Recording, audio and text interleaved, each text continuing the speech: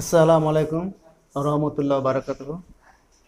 আজকে দশম শ্রেণীর স্পর্শ সংক্রান্ত উপপাদ্য, বৃত্তের স্পর্শ সংক্রান্ত উপপাদ্যের দ্বিতীয় পর্ব, অর্থাৎ এর আগের পর্বে বৃত্তের স্পর্শ সংক্রান্ত উপপাদ্যের প্রথম পর্বে আলোচনা হয়েছিল।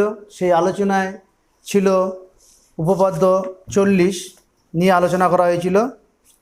কোনো বৃত্তের কোনো বিন্দুতে স্পর্শক এবং ওই স্পর্শ বিন্দুগামী ব্যাসার্ধ পরস্পর লম্বভাবে অবস্থিত। আজকে কোশ্চেনটা লিখলাম না, আলোচ্য বিষয়ের মধ্যে দুটো আলোচনা করব।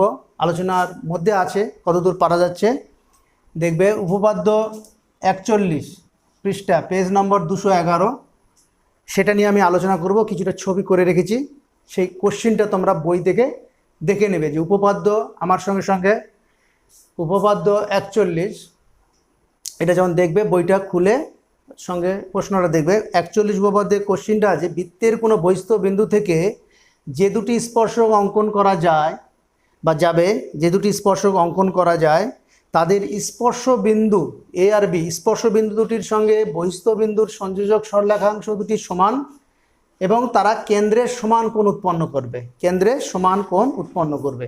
এই কোশ্চেনটা ছিল। অর্থাৎ প্রদত্ততে আমি লিখছি না, জায়গাটা কম। প্রদত্তে মানে বইয়ের প্রশ্নের ভাষাটাই, অর্থাৎ যে প্রশ্নটা বলেছে তোমাকে প্রমাণ করতে বলছি, যেটা প্রামাণ্য বিষয়, যেটা যে কোশ্চেনটা, সেই প্রদত্ততে আমি ব্যবহার করব। মানে প্রদত্ত বলবো, ছবিটা আঁকবো পাশে বা উপরে, একে যা যা চেয়েছে যে ও কেন্দ্রীয় বৃত্তের বহিস্থ কোনো বিন্দু মানে পি, কোনো বহিস্থ বিন্দু থেকে পি এ আর পিবি দুটি স্পর্শক অঙ্কন করা হয়েছে, যার স্পর্শ বিন্দু এ এবং বি। এবার ও এ ও বি ও পি যুক্ত করার ফলে কেন্দ্রে দুটো কোণ উৎপন্ন হয়েছে, পি ও এ এবং পি কোণ পি ও বি দুটি কোণ উৎপন্ন হয়েছে। মানে পি এ আর পিবি রেখাংশ বা স্পর্শক কেন্দ্রে এ ও পি এবং বি ও পি দুটি কোণ উৎপন্ন করেছে। প্রমাণ করতে হবে যে, প্রামাণ্য বিষয় যেটা, প্রমাণ করতে হবে পি এ সমান সমান পিবি, পি এ সমান সমান পিবি এবং কোণ পি ও এ সমান সমান কোণ পি ও বি। আমি আবার বলছি, প্রদত্ত ও কেন্দ্রীয় বৃত্তের বহিস্থ পি বিন্দু থেকে দুটি স্পর্শক পি এ এবং পিবি অঙ্কন করা হয়েছে, যাদের স্পর্শ বিন্দু এ এবং বি। এবং পি এ এবং পিবি স্পর্শক দুটি কেন্দ্রে ও এ, তার আগে বলছি ও এ ও বি আর ওপি যুক্ত করার ফলে এই কোণগুলো পাবো আমি। ও এ ও বি এবং ওপি যুক্ত করার ফলে কেন্দ্রে পি এ আর পিবি স্পর্শক দুটি কেন্দ্রে পি ও এ এবং পি ও বি দুটি কোণ উৎপন্ন করেছে। প্রামাণ্য বিষয়, প্রমাণ করতে হবে যে পি এ সমান সমান পিবি, কোণ 1 নং, 2 নং কোণ পি ও এ সমান সমান কোণ পি ও বি। অর্থাৎ এবার প্রমাণে চলে যাব। এর আগের উপপাদ্যতে আমরা পড়েছি যে পি এ এবং পিবি স্পর্শক আর ও এ আর ও বি স্পর্শ বিন্দুগামী ব্যাসার্ধ। যেহেতু পি এ ও পিবি দুটি স্পর্শক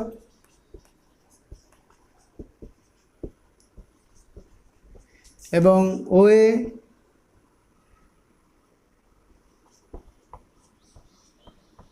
ও বি দুটি স্পর্শ বিন্দুগামী ব্যাসার্ধ। সুতরাং এর আগের উপপাদ্যে আমরা পেয়েছি স্পর্শক এবং স্পর্শ বিন্দুগামী ব্যাসার্ধ পরস্পর লম্ব, অর্থাৎ ও এ, সুতরাং ও এ লম্ব পি এ, ও এ লম্ব পি এ এবং ও বি লম্ব পিবি।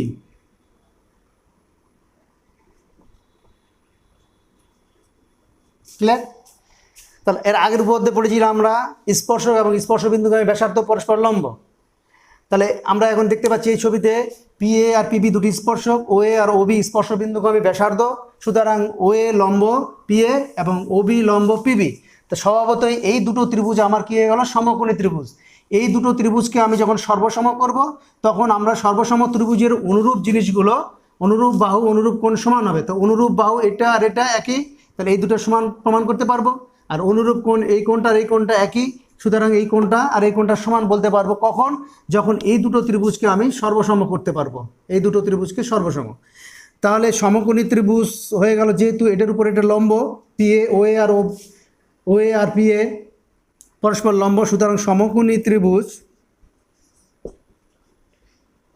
পিওএ এবং ত্রিভুজ পিওবি এর মধ্যে স্বভাবতই মিনিমাম দুটো ত্রিভুজের সর্বসমতার ধর্ম অনুসারে দুটো ত্রিভুজকে যখন সর্বসম করবো 3টা শর্ত মিনিমাম প্রমাণ করতে হবে। অর্থাৎ দেখতে পাচ্ছ এই কোণটা সমান সমান এই কোণটা, কোণ পিওএ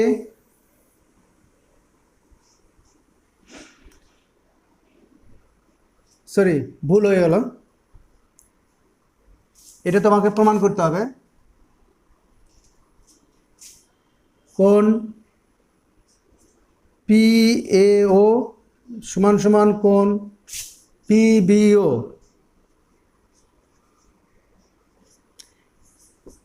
প্রত্যেকে সমকোণ। কেন বলো দেখি? যে স্পর্শক স্পর্শবিন্দুগামী পরস্পর লম্ব, সুতরাং এটার সমকোণ এটাও সমকোণ, প্রত্যেকের সমকোণ। 1 নম্বর হলো। 2 নম্বরে ওপি সমকোণের বিপরীত বাহুকে অতিভুজ বলা হয়। তাহলে অতিভুজ ওপি সমান সমান ওপি সাধারণ বাহু,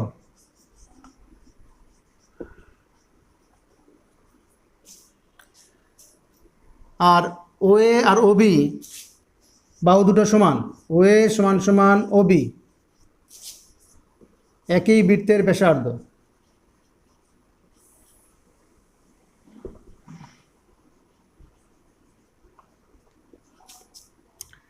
সুতরাং ত্রিভুজ এওপি সর্বসম ত্রিভুজ পিওবি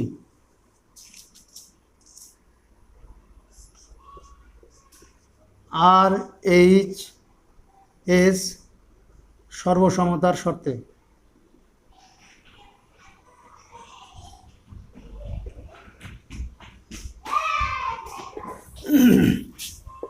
সুতরাং এই দুটো ত্রিভুজ সর্বসম হয়ে গেল। সমকোণ অতিভুজ বাহু, রাইট অ্যাঙ্গেল হাইপোটেনুস সাইড, সমকোণী ত্রিভুজ, দুটো সমকোণী ত্রিভুজকে সর্বসমর এই শর্তটা হচ্ছে RHS, রাইট অ্যাঙ্গেল সমকোণ অতিভুজ বাহু, রাইট অ্যাঙ্গেল হাইপোটেনুস সাইড। অর্থাৎ এই দুটো ত্রিভুজ যখন সর্বসম হয়ে গেল তখন 1 নম্বর প্রমাণটা আমার আসতেছে যে পিএ অনুরূপ বাহুগুলো সমান হবে, পিএ সমান সমান পিবি সর্বসম ত্রিভুজের অনুরূপ বাহু।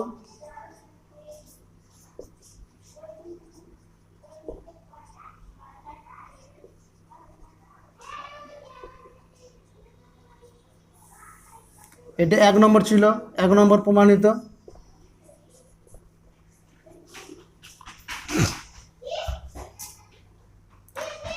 কোণ পিওএ সমান সমান কোণ পিওবি সর্বসম ত্রিভুজের অনুরূপ কোণ। 2 নং প্রমাণিত। তাহলে আজকের 1 নম্বর উপপাদ্য, মানে আজকের আলোচনার 1 নম্বর উপপাদ্যটা ছিল তো আমার যে আলোচনা, সেটা 41 উপপাদ্য। 41 উপপাদ্যের খুব ছোট কিন্তু ইম্পর্টেন্ট, যে প্রশ্নটাকে আমাকে ভালো করে বুঝতে হবে। বৃত্তের বহিস্থ কোনো বিন্দু থেকে যে দুটি স্পর্শ করা যায় তাদের স্পর্শ বিন্দু দুটির সঙ্গে বহিস্থ বিন্দুর সংযোজক সরলরেখাংশ দুটি সমান এবং কেন্দ্রের সমান কোণ উৎপন্ন করে। এই কোশ্চেনটার সঙ্গে আমি ছবিটা করলাম যে ও কেন্দ্রীয় বৃত্তের বহিস্থ বিন্দু পি, পি থেকে পি এ আর পিবি দুটি স্পর্শক, যাদের স্পর্শ বিন্দু দুটি এ এবং বি। ও এ ও বি ও পি যুক্ত করার ফলে কেন্দ্রে পি ও এ এবং পি ও বি দুটি কোণ উৎপন্ন করেছে, কেন্দ্রে দুটি কোণ উৎপন্ন করেছে। প্রমাণ করতে হবে যে পি এ সমান সমান পিবি 1 নং। 2 নং প্রমাণ করতে হবে পি ও এ সমান সমান কোণ পি ও বি, কোণ পি ও এ সমান সমান কোণ পি ও বি। এবার প্রমাণে চলে যাব। অঙ্কন নেই, অঙ্কন আমি প্রথমেই প্রদত্ততে করে দিয়েছি, যেটা আমার চেয়েছিল যে কেন্দ্রে কোণ দুটো উৎপন্ন হবে।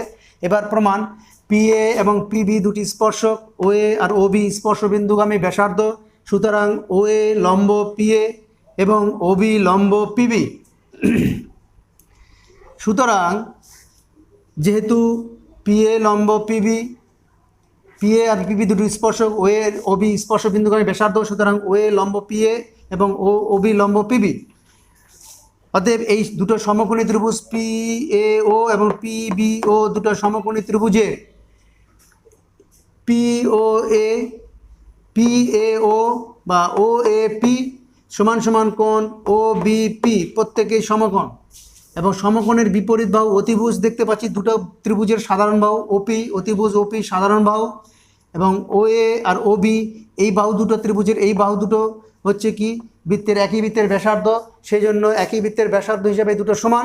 সুতরাং এই দুটো ত্রিভুজ পি ও এ সর্বসম ত্রিভুজ পি ও বি, রাইট অ্যাঙ্গেলস হাইপোটেনুস সাইড, আর এইচ এস সর্বসমতার শর্তে। সুতরাং যখন আমি সর্বসম হয়ে গেল তখন অনুরূপ বাহু পি এ সমান সমান পিবি, অনুরূপ বাহু সর্বসম ত্রিভুজের অনুরূপ বাহু, এবং কোণ পি ও এ সমান সমান কোণ পি ও বি সর্বসম ত্রিভুজের অনুরূপ কোণ। 2 নং প্রমাণিত। ঠিক আছে, তো আজকে এটা নিয়ে আলোচনা হলো। এরপরে আমি এটা আলোচনা করতে যাচ্ছি 41 উপপাদ্য নিয়ে আলোচনা হলো এবং সেটাকে আমি প্রমাণ করলাম। এখন আমরা 2 নম্বরে যেটা 42 উপপাদ্য দেখবে 215 পেজে তোমরা, সেখানে উপপাদ্য 42-এ কোশ্চিনটা যেটা আছে আমি ছবিটা করে নিয়েছি, যে দুটি বৃত্ত পরস্পরকে স্পর্শ করলে, এখানে দুটো ছবি আছে বইতে দেখবে, দুটি বৃত্ত মনে করো এ কেন্দ্রীয় বৃত্ত বি কেন্দ্রীয় বৃত্ত পরস্পর পি বিন্দুতে ছেদ করেছে। দুটি বৃত্ত পরস্পরকে স্পর্শ করলে স্পর্শ বিন্দু দুটি কেন্দ্র দুটির সংযোজক সরলরেখাংশের উপর অবস্থিত হবে। অর্থাৎ প্রদত্ততে বলবো এ এবং বি কেন্দ্রীয় বৃত্ত দুটি পরস্পর পি বিন্দুতে ছেদ করেছে, অর্থাৎ এ পি বি প্রমাণ করতে হবে এ পি বি সমরেখ, অর্থাৎ এপি আর বিপি। আমাকে প্রশ্নে বলেছে যে স্পর্শ বিন্দুটি কেন্দ্র দুটির সংযোজক সরলরেখাংশের উপর অবস্থিত। স্পর্শ বিন্দুটা এই কেন্দ্র দুটি একই সরলরেখায় অবস্থিত, অর্থাৎ একই সরলরেখায় অবস্থিত বিন্দুগুলোকে বলা হয় সমরেখ বিন্দু। অর্থাৎ এ পি বি সমরেখ প্রমাণ করতে পারলেই আমার এটা প্রমাণিত হবে। আমি অনেকটা করে নিয়েছি। প্রদত্ত এ এবং বি কেন্দ্রীয় বৃত্ত দুটি পরস্পর পি বিন্দুতে স্পর্শ করেছে, প্রমাণ করতে হবে যে এ পি বি সমরেখ বিন্দু, এ পি বি সমরেখ বিন্দু। এবার অঙ্কন এপি এবং বিপি যুক্ত করা হলো বা যোগ করলাম। এবার যাব প্রমাণে। এ এবং বি কেন্দ্র বৃত্ত দুটি পরস্পর পি বিন্দুতে স্পর্শ করেছে, তাহলে পি বিন্দুতে একটা সাধারণ স্পর্শক আছে, ধরি এসটি হলো স্পর্শক, ওই বৃত্ত দুটিতে পি বিন্দুতে স্পর্শ করেছে, তাহলে এসটি একটা সাধারণ স্পর্শক। তাহলে এ ও বি কেন্দ্রীয় বৃত্ত দুটি পরস্পর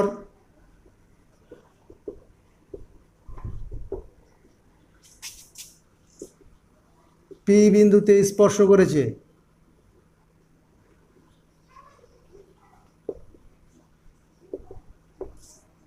তাহলে পি বিন্দুতে একটি সাধারণ স্পর্শ আছে, মনে করি ওটা ভাষায় লিখলাম না আমি। পি বিন্দুতে একটি সাধারণ স্পর্শক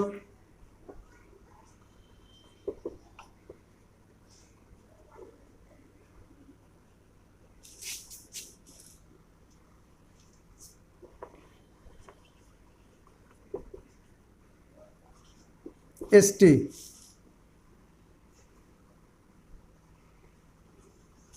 এসটি। এবার আগের উপপাদ্যে আবার চলে আসব। 1 নম্বর উপপাদ্য যেটা ছিল যে এসটি স্পর্শক আর পিএ স্পর্শবিন্দুগামী ব্যাসার্ধ, সুতরাং এপি লম্ব এসটি, এপি লম্ব এসটি। তাহলে এ কেন্দ্রবৃত্তের এসটি স্পর্শক এপি স্পর্শবিন্দুগামী ব্যাসার্ধ, তাহলে যেহেতু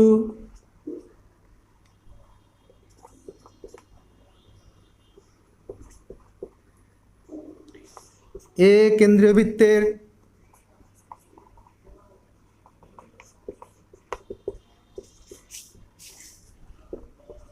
এসটি স্পর্শক, এ কেন্দ্রীয় বৃত্তের এসটি স্পর্শক এবং এপি স্পর্শ বিন্দুগামী ব্যাসার্ধ,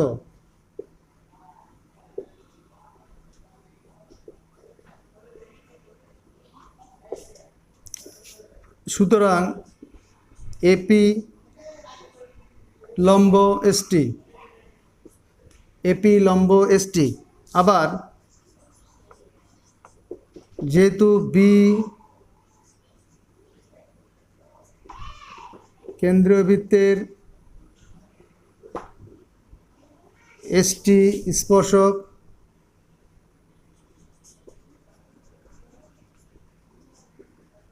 এবং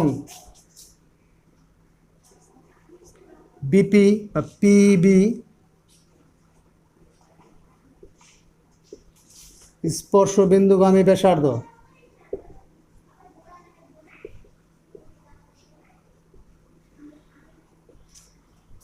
সুতরাং বিপি লম্ব এসটি। ক্লিয়ার? তাহলে এসটি পি বিন্দুতে, এসটি সরলাকার পি বিন্দুতে এপি এবং বিপি দুটোই লম্ব। তাহলে এপি এবং বিপি একই পি বিন্দুতে এসটি রেখার উপর লম্ব, সুতরাং এপি এবং বিপি এপি এবং বিপি একই পি বিন্দুতে, একই বিন্দু পিতে অর্থাৎ পি বিন্দুতে লম্ব।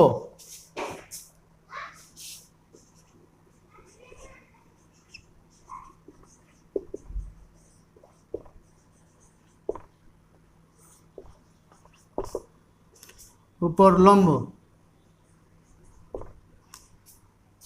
তাহলে দেখতে পাচ্ছি এপি এবং বিপি পি বিন্দুতে এসটি সরলরেখার উপর লম্ব, সুতরাং এপি এবং বিপি একই সরলরেখায় অবস্থিত। এপি এবং বিপি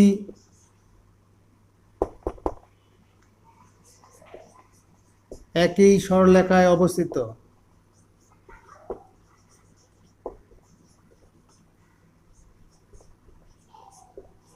কলমটা লিখছে না।